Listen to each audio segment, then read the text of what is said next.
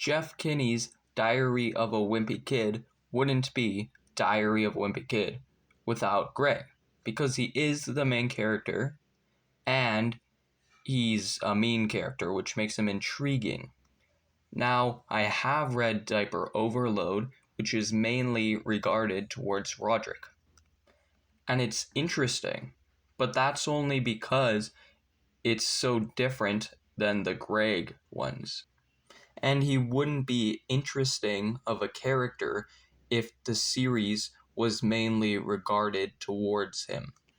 Greg Heffley being a horrible person is what makes him interesting. I'd rather read about the intriguing mean Greg than pure-hearted normal Rowley. In Wrecking Ball, on page 19, Greg and Rowley argue about how in Greg's yard sale, he sells stuff that Rowley or Rowley's mom gave to him as gifts. And Greg uses the excuse of how now that Rowley or his mom gave them to Greg, they are now Greg's. And later on, at page 29, Greg says, "I'm actually kind of glad no one bought anything from our yard sale the other day.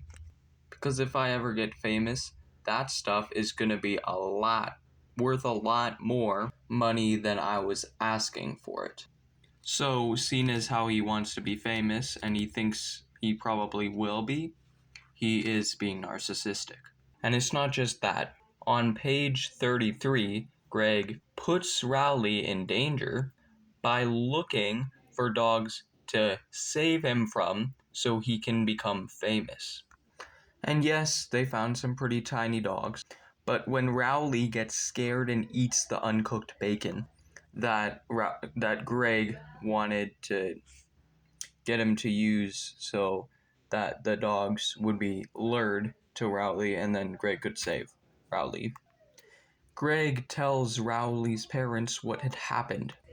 And since they took Rowley to see a doctor, apparently it means, quote unquote, "I guess I saved Rowley's life after all," which does sort of make me a hero, if you think about it.